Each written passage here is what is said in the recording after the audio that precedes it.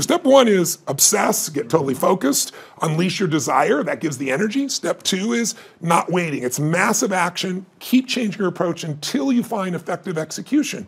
If you're running east looking for a sunset, I don't care how positive you are, you're not gonna see the sunset. It's the wrong strategy, right? It's just not gonna happen. So you gotta have a proven strategy, and you can get there faster, same way I've done it with these books, is saying, I could go this, or I could spend 4 years, interview 50 of the smartest people in the world, all billionaires that started with nothing, and find out what they did, and compress decades into days. That's really the purpose of everything that I do. So when you have that plan and you keep changing your approach, I always tell people, how long would you give your average kid to learn how to walk?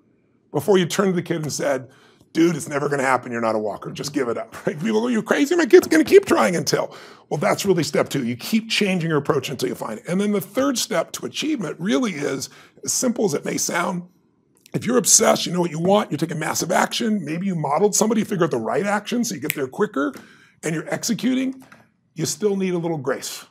Some people call it luck, you could call it God, but I really believe that there's the part we do and then there's the part that comes to us. But I do know grace shows up a lot more when you do the first two steps on your own, and grace shows up a lot more when you acknowledge grace in your life, when you acknowledge that I was born in a world where I didn't have to build this internet that I can pull out of my pocket the answer to anything on earth. I am driving on streets I didn't pave. I'm reading books I didn't have to write.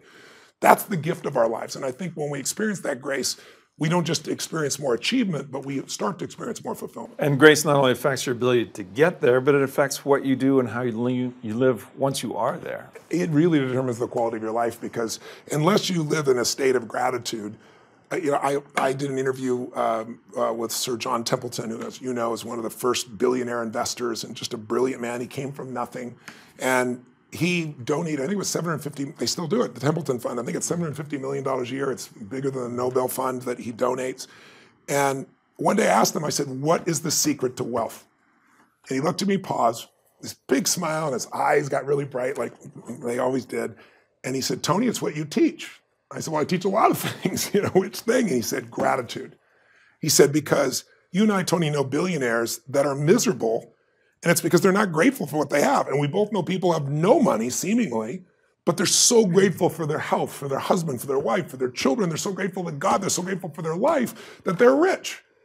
So I think it starts with that gratitude. It starts with that connection to grace, as simplistic as that sounds. And so it's not enough just to have your financial plan. You can have all the money and be miserable. Let's have the money and be really rich emotionally, psychologically, and spiritually.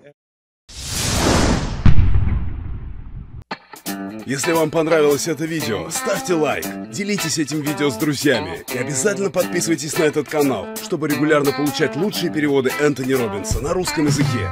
Живите в полную силу, живите со страстью.